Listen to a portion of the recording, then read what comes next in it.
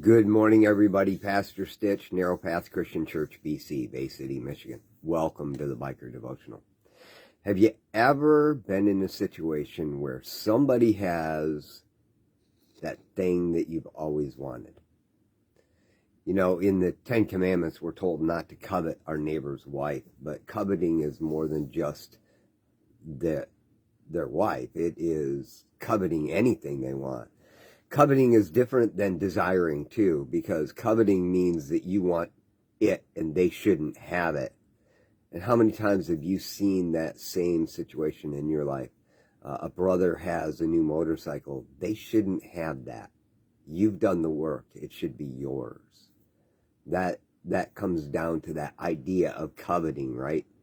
And we know that that's not a good place to be.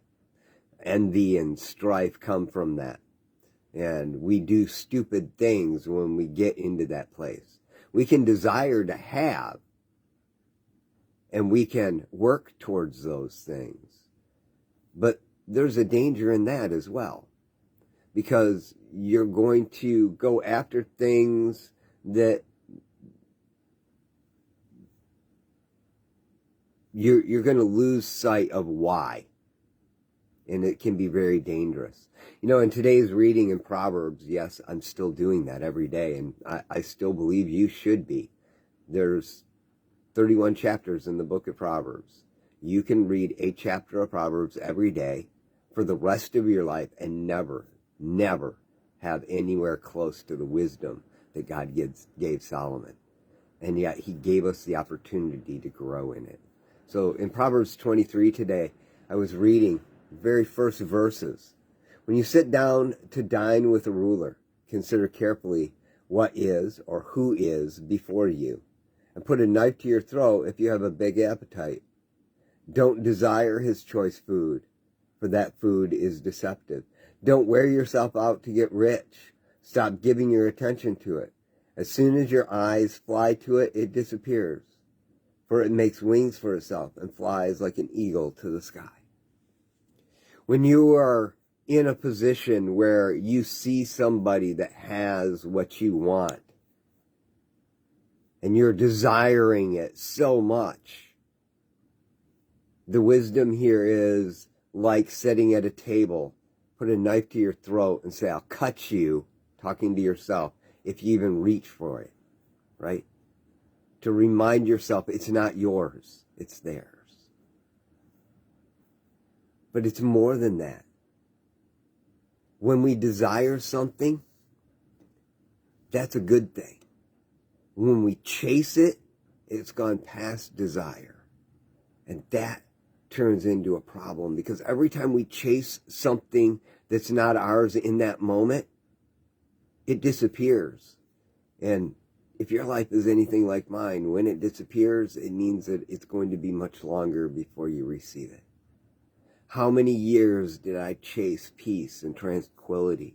How many years did I chase the desire to have certain things? And I would chase and chase and chase and try and try and try and fail and fail and fail and get mad at God. And we talked about this yesterday. It's not God's fault that I was going against him. But every single time I just said, not my will, but yours, Lord.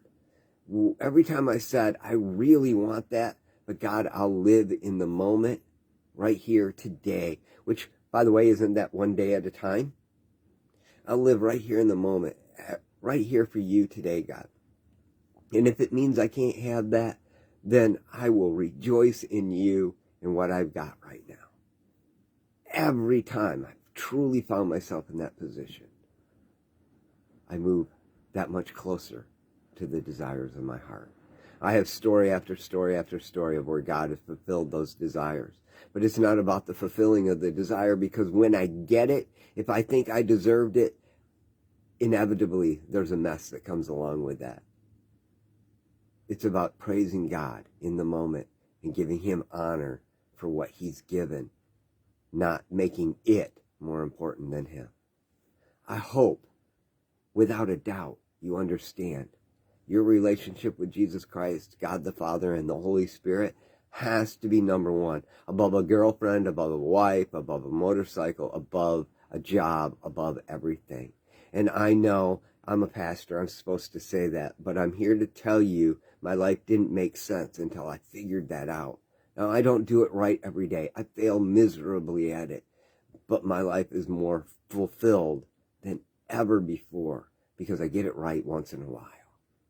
And I want that for you.